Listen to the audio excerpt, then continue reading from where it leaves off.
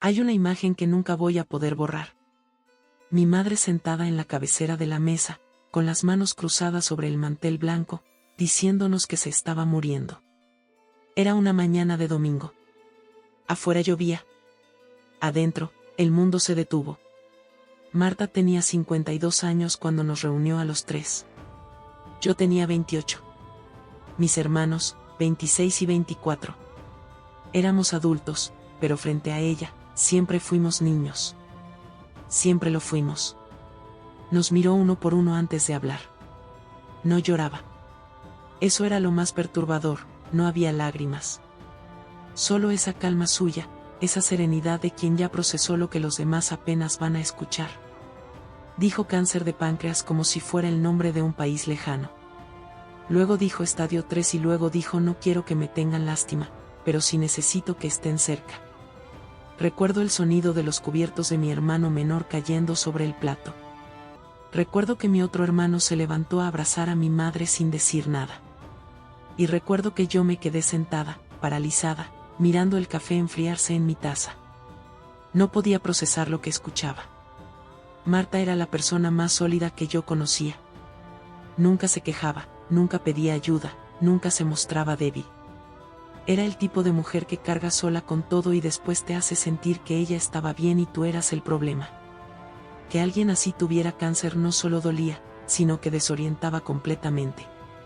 Esa tarde, cuando llegué a mi departamento, me senté en el suelo del baño y lloré durante 1 hora. No porque supiera lo que venía, sino porque no lo sabía. Porque el miedo a perder a una madre es uno de los miedos más primitivos que existen, y en ese momento yo lo sentí completo, sin filtro, directo al centro del pecho. Al día siguiente, Marta ya había organizado todo. Tenía una lista de médicos, una agenda de citas, un presupuesto preliminar de tratamientos. Nos pidió que abriéramos una cuenta conjunta para los gastos médicos. Nos explicó con detalle los costos del oncólogo, los medicamentos, las terapias complementarias. Mi hermano mayor propuso que cada uno aportara un porcentaje de su sueldo mensual. Asentimos sin discutirlo. ¿Cómo ibas a discutir el presupuesto de la enfermedad de tu madre? ¿Cómo ibas a pedir condiciones cuando la persona que te dio la vida te estaba diciendo que se le acababa? Lo que no supe entonces es que esa cuenta, que abrimos con la fe de quien pone flores en un altar, nunca financió ningún tratamiento real. Financió a Marta. Y durante 6 años, la seguimos llenando. Los primeros meses fueron los más intensos emocionalmente. Nos volcamos sobre ella con una devoción que antes no teníamos. Yo cancelé un viaje de trabajo para acompañarla a su primera consulta oncológica. Mi hermano menor reorganizó su turno de noche para quedarse a dormir en su casa los miércoles. El del medio dejó de ver a su novia los fines de semana porque sentía que debía estar disponible por si algo pasaba. Marta nos dejaba hacer todo eso sin protestas visibles. A veces decía no quiero que sus vidas giren en torno a mí, pero lo decía con una voz tan frágil que la frase producía el efecto contrario. Uno se esforzaba más. Uno quería demostrarle que estaba equivocada, que sí merecía toda nuestra atención, todo nuestro tiempo, todos nuestros recursos. Era perfecta en eso. Perfecta.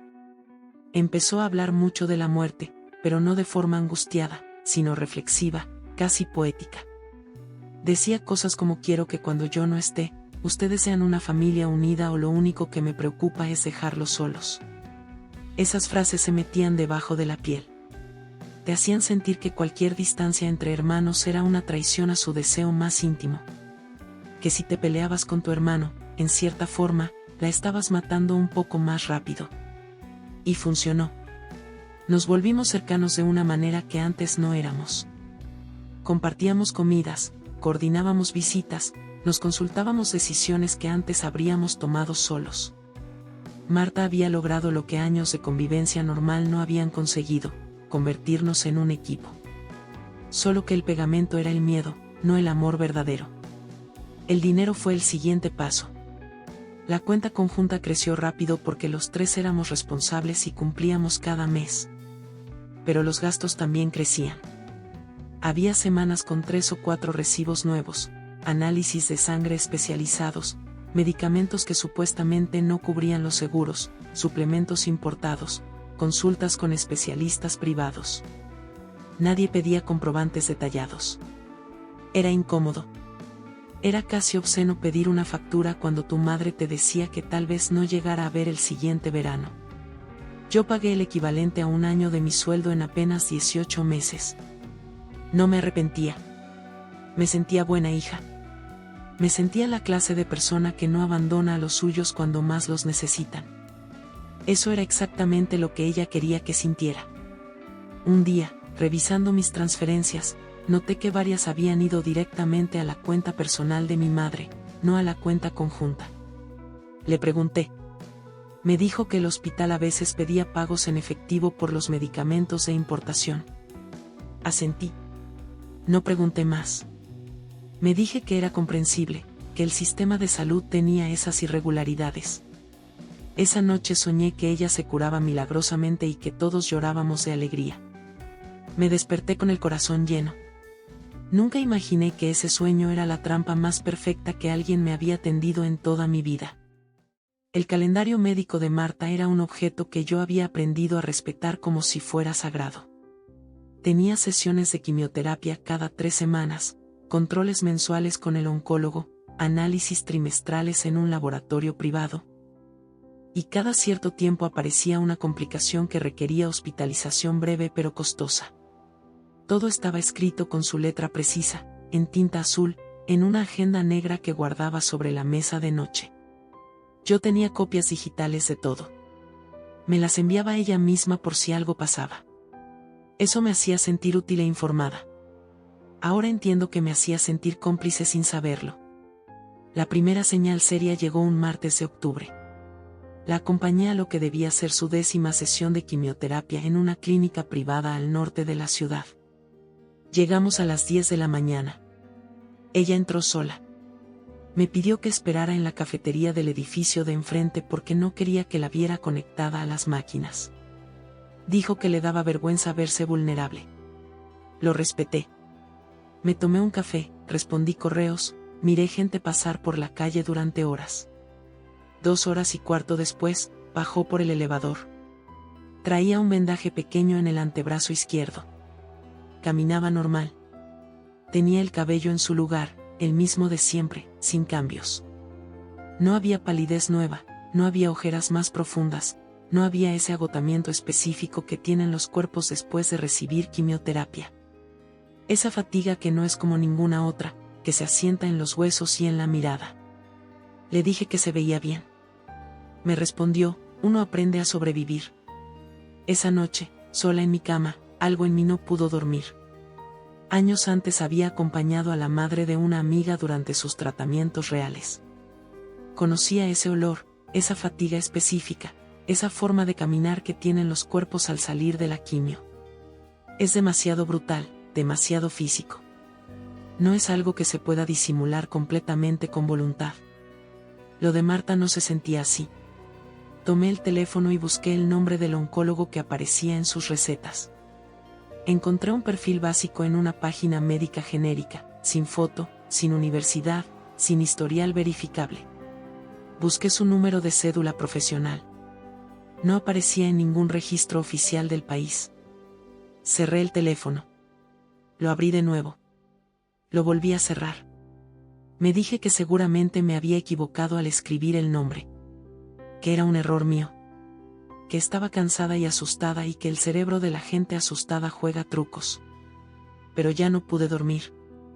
Y al día siguiente, cuando la vi desayunar con apetito perfecto y reírse de un chiste en el teléfono, la duda dejó de ser una incomodidad pasajera. Se instaló. Tardé 2 semanas en atreverme a seguir investigando. No porque no quisiera saber, sino porque una parte de mí entendía que si encontraba lo que sospechaba, ya no habría vuelta atrás. Y yo todavía no estaba lista para ese mundo sin fondo. Pero algo se había roto dentro de mí. Una certeza pequeña pero afilada que se instaló en el centro del pecho y no se movió. Empecé a observar a mi madre de una manera diferente. No con hostilidad, sino con atención fría. Y fue entonces cuando noté cosas que antes había ignorado porque no tenía motivos para buscarlas. Su apetito era perfectamente normal. Comía sin restricciones, sin náuseas, sin los cuidados que deben tener los pacientes de quimioterapia con la comida y las temperaturas. Una noche la encontré terminando una porción generosa de mole con arroz y frijoles y dijo que el estómago estaba mejor esta semana. Lo anoté mentalmente. Su cabello. 6 años de tratamientos oncológicos continuos y Marta nunca perdió el cabello de manera significativa. Me había explicado que su terapia era de baja toxicidad, especialmente diseñada para minimizar los efectos secundarios. Lo creí. Ahora me resulta incomprensible haberlo creído durante tanto tiempo. Llamé al hospital que aparecía en sus documentos de internación. Dije que era su hija, que necesitaba el historial clínico para consulta con un segundo especialista. La recepcionista buscó en el sistema con calma y me dijo, con una amabilidad que me partió el alma, que no tenían pacientes registrados con ese nombre. Que quizás era otro hospital. Que disculpara. Colgué sin decir nada. Me senté en el coche durante 40 minutos sin mover el motor. El mundo afuera seguía igual, gente caminando, pájaros, un cielo gris completamente ordinario. Pero algo dentro de mí había cambiado para siempre. Había cruzado una línea que uno no cruza 2 veces, la que separa la duda de la certeza. Mi madre no tenía cáncer. Mi madre nos había mentido. Cuando llegué esa noche a casa de mis hermanos e intenté contarles lo que había descubierto, fui cuidadosa, con palabras medidas, mostrando primero las inconsistencias sin acusar directamente. Mi hermano menor me escuchó 3 minutos y luego me dijo que estaba siendo cruel. Que el miedo me había enfermado a mí. Que si mamá escuchaba ese tipo de conversaciones, el estrés podía empeorar su condición. Mi otro hermano salió de la habitación sin decir nada. Me quedé sola en esa cocina, con mis sospechas y mis pruebas incompletas, sintiendo algo que no esperaba sentir, vergüenza. Vergüenza de tener razón. Porque tener razón en esto significaba que todo lo que habíamos vivido durante 6 años era una obra construida por la persona que más habíamos amado. Y eso no tiene nombre exacto en ningún idioma. Las pruebas llegaron de noche, como llegan las cosas que cambian la vida, sin aviso, casi en silencio. Llevaba semanas reuniendo documentos en una carpeta azul que guardaba debajo de mi cama, como si fueran algo peligroso. Porque lo eran. Tenía fotocopias de recetas, recibos de transferencias, nombres de médicos anotados en papeles sueltos que iba cruzando uno por uno. Una madrugada, sin poder dormir, decidí verificar los números de cédula profesional de todos los médicos que aparecían en los documentos de mi madre. Uno por uno. Con paciencia de quien no tiene nada más que perder esa noche. El primero correspondía a un médico general de un municipio del norte del país, sin ninguna especialidad en oncología. El segundo estaba registrado como ginecólogo, a nombre de una mujer. El tercero, el que más veces aparecía en las recetas de quimioterapia, el nombre que yo había pronunciado con confianza durante años ante familiares y conocidos. Pertenecía a un médico veterinario retirado en otro estado. Me tapé la boca con la mano. Eran documentos falsos. No aproximadamente falsos ni descuidados. Eran documentos construidos con cuidado, con la apariencia correcta, con los membretes adecuados y los sellos en el lugar exacto. Alguien había dedicado tiempo y dinero a fabricarlos. Y ese alguien los conocía demasiado bien para ser cualquier persona externa a nuestra familia. Busqué en el historial del navegador de mi computadora, el que compartíamos cuando Marta había estado en mi departamento un fin de semana. Había borrado casi todo. Pero quedó una pestaña abierta, una página de documentos médicos personalizados, con precios según el tipo de especialidad y tiempo de entrega garantizado. Tardé 10 minutos más en encontrar el correo de confirmación de una compra, en una dirección que ella usaba para cosas personales. La fecha era de hace 5 años y medio. Cerré la laptop. Afuera todavía era de noche. Adentro, ya era otro mundo. Reuní todo, lo fotografié, lo respaldé en 3 lugares distintos. No podía permitir que desapareciera.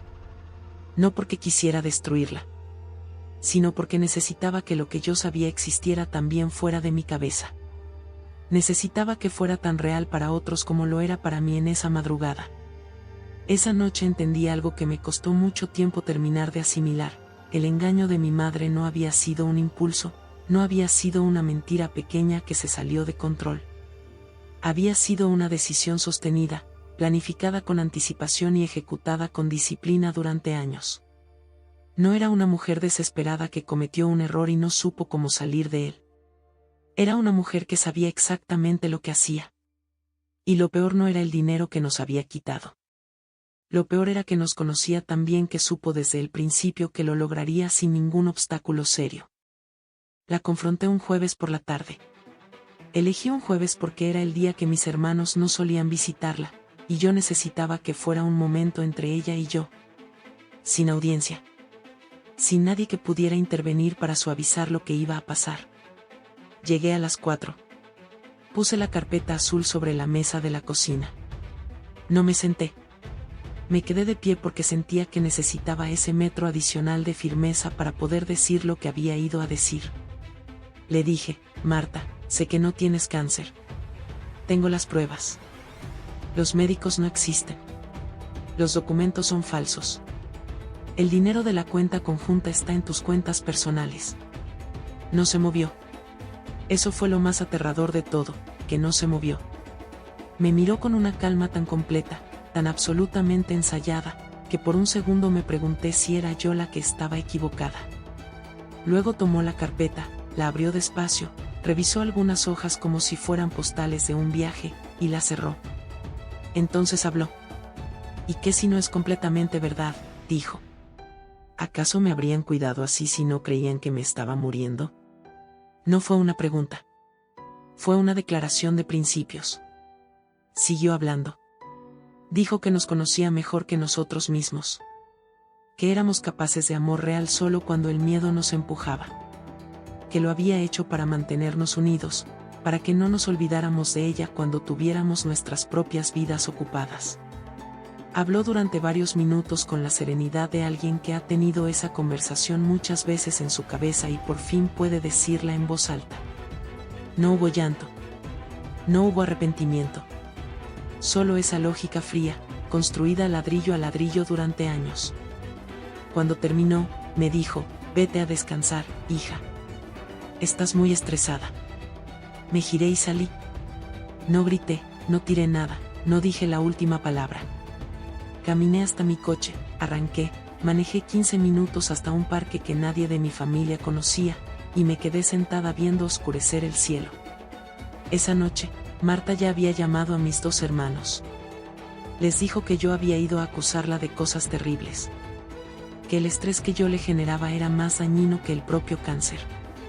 Que le temblaban las manos de la impresión. Para cuando llegué a casa, tenía 4 mensajes de mi hermano menor diciéndome que era una monstruo. Y ella, estoy segura, durmió perfectamente esa noche. Lo que vino después no fue una guerra abierta. Fue una erosión lenta, silenciosa, diseñada para desgastar. Las semanas siguientes, mi familia se reorganizó en torno a una nueva narrativa. Yo era el problema. Yo había atacado a una mujer enferma. Yo había perdido el equilibrio por el estrés del trabajo, o por una ruptura reciente, o porque siempre había sido la más difícil de convencer. Mis tíos me llamaban para pedirme que reflexionara. Una prima me envió un audio de 10 minutos diciéndome que los hijos no tienen derecho a juzgar a sus padres. Marta había activado toda la red familiar con la precisión de quien conoce cada hilo y sabe cuál jalar primero. Yo dejé de responder. No por cobardía, sino porque entendí que cada respuesta mía era combustible para su versión. Cada vez que yo intentaba explicar, ella reencuadraba.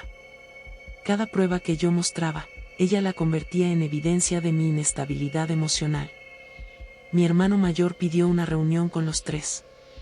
Llegué pensando que era para hablar con honestidad. Resultó ser una sesión donde los 2 me pidieron, con palabras cuidadas, que dejara de obsesionarme y que pensara en el bienestar de mamá antes que en el mío. Mi hermano menor dijo literalmente: aunque hubiera algo raro, no vale la pena destruir a la familia por eso. Aunque hubiera algo raro. Esa frase me mostró todo.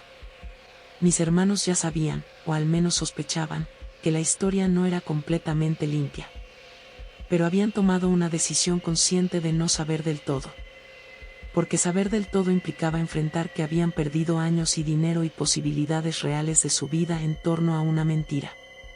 Y eso era demasiado para cargarlo. Era más fácil culparme a mí. Fue por esas semanas cuando pedí asesoría legal, no para demandarla, sino para entender mis opciones y protegerme. La abogada que me atendió revisó los documentos con calma profesional y me dijo algo que no olvidaré: esto es fraude familiar. Es más común de lo que crees y es de los más difíciles de probar porque la víctima ama al victimario. Tenía razón en las dos partes. Sí era fraude. Y sí, yo todavía la amaba. Eso era lo más humillante de todo, que el engaño no había matado el amor. Solo lo había envenenado. Durante esos meses perdí casi 9 kilos. No dormía bien. Llegaba al trabajo con los ojos hinchados y me disculpaba diciendo que era alergia. Nadie preguntaba demasiado. La gente rara vez pregunta cuando la respuesta puede ser incómoda. Marta, mientras tanto, seguía su vida con normalidad impecable. Fue a una boda familiar a la que yo no fui invitada. Publicó fotos con mis hermanos en un restaurante. Alguien me la reenvió sin comentarios. Sonreía en todas las fotos. Pasaron 4 meses antes de que volviera a hablar con ella directamente. No fue planeado. Fue en el velorio de un tío, el hermano de mi madre, donde los dos supimos que tendríamos que compartir el mismo espacio. La vi llegar apoyada levemente en el brazo de mi hermano menor, con un paso ligeramente más lento que de costumbre, como si hubiera ensayado una pequeña cojera para la ocasión. Mis primos la recibieron con ternura inmediata, preguntando por su salud, lamentando lo duro que debía ser para ella perder a su hermano estando tan delicada. Ella aceptó cada gesto con dignidad perfecta. En algún momento de la tarde, nos encontramos solas junto a la mesa del café. No hubo espectadores en ese instante. Solo nosotras dos, con una taza en la mano y 6 años de mentiras flotando entre los vasos y los platos. Le pregunté si alguna vez había sentido culpa. Me miró durante varios segundos. Luego dijo: la culpa es para la gente que hizo algo malo. Le dije que nos había robado dinero, tiempo, decisiones. Que mi hermano mayor había hipotecado su departamento. Que yo había dejado pasar una oportunidad laboral en otro país para quedarme cerca de ella. Que su mentira había costado cosas reales, cosas que no se recuperan. Escuchó todo sin cambiar la expresión. Cuando terminé, dijo: ustedes me dieron esas cosas porque quisieron. Nadie los obligó. Era técnicamente cierto. Y era lo más cruel que me había dicho en toda mi vida. Nos separamos sin despedirnos. Yo salí antes del velorio. Manejé a casa con las ventanas abiertas aunque hacía frío, necesitando que el aire me golpeara la cara para sentir que seguía siendo real, que yo existía fuera de su historia sobre mí. Esa noche escribí en un cuaderno todo lo que recordaba: fechas, montos, conversaciones, frases exactas. No lo hice para usarlo legalmente. Lo hice porque necesitaba que existiera en algún lugar fuera de mi cabeza. Necesitaba que mi verdad tuviera un cuerpo. Tardé 3 horas en terminar. Cuando cerré el cuaderno, sentí algo inesperado: no alivio, no rabia. Sentí una tristeza limpia, sin bordes, como la que se siente cuando aceptas que algo que amabas ya no existe y que no va a volver. No lloraba por ella. Lloraba por la madre que yo había inventado sin darme cuenta. La que creí que era. La que quise que fuera. Esa mujer nunca había existido. Y ese duelo, a diferencia del falso que ella nos impuso durante 6 años, era absolutamente real. El tiempo que siguió fue el más silencioso de mi vida adulta. Dejé de estar presente en los grupos familiares. Dejé de aparecer en las reuniones de cumpleaños. Dejé de ser parte de ese tejido cotidiano que mi madre había tejido con tanto cuidado durante décadas. Y me sorprendió descubrir que, al principio, nadie preguntó demasiado. La familia simplemente se reorganizó en torno a mi ausencia como el agua que rodea una piedra. Solo mi hermano mayor me llamó una noche, meses después. No para disculparse ni para reconocer lo que yo había descubierto. Me llamó porque necesitaba contarle a alguien que él también había encontrado algo raro, un recibo de medicamento que no correspondía a ninguna enfermedad real.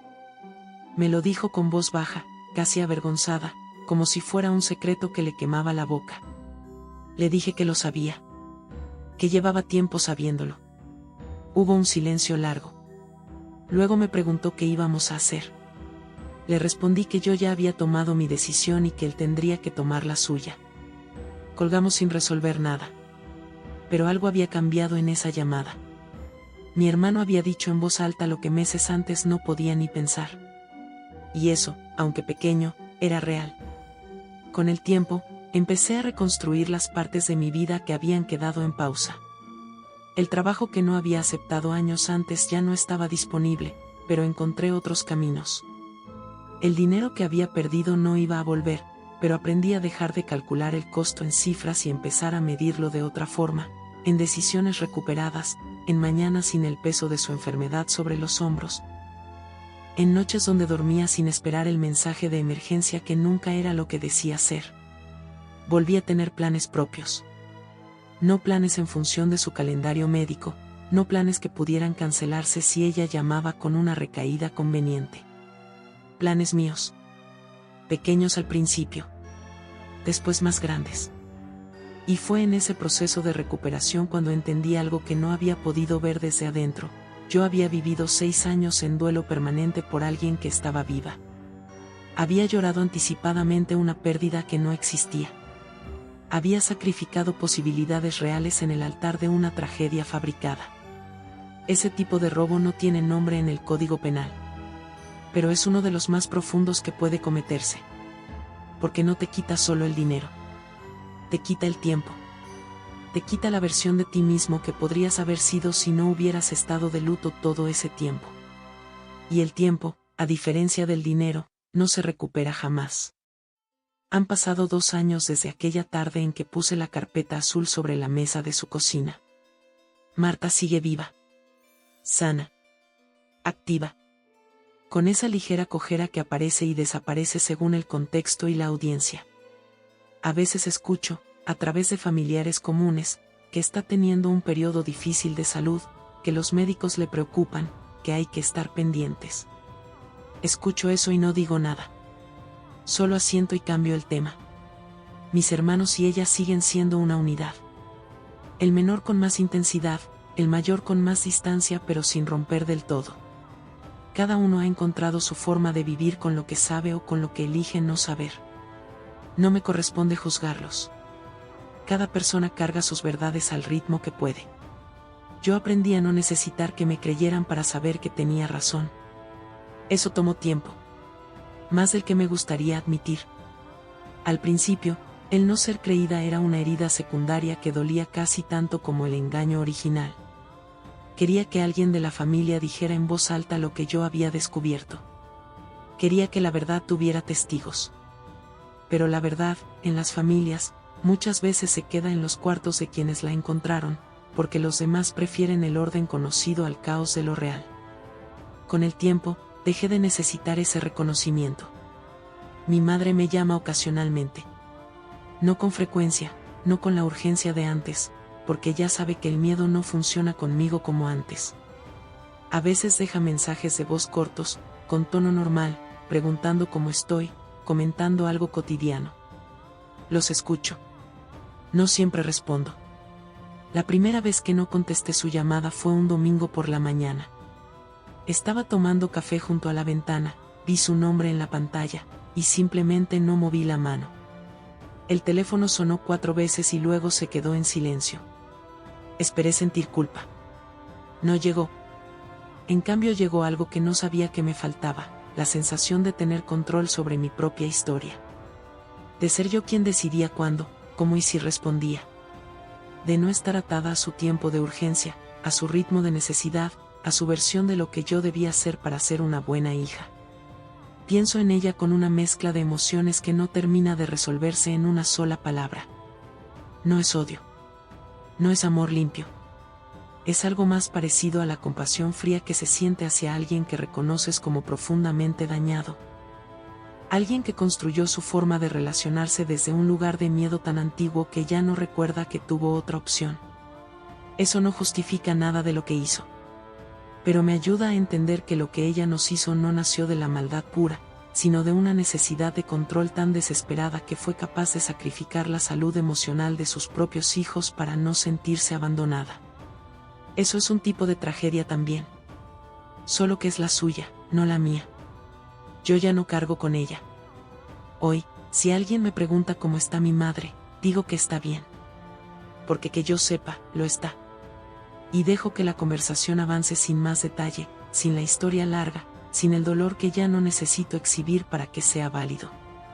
La justicia que esperaba no llegó en forma de una confesión, ni de un juicio, ni de un momento donde ella cayera de rodillas con lágrimas y palabras que lo repararan todo. Llegó una mañana de domingo, junto a una ventana, con una taza de café en la mano y un teléfono que dejé sonar. Llegó en el silencio. En la decisión de no contestar. En el instante exacto en que entendí que mi vida, robada por años por el miedo a su muerte imaginaria, me pertenecía de nuevo. Y eso, aunque no lo parezca, fue suficiente.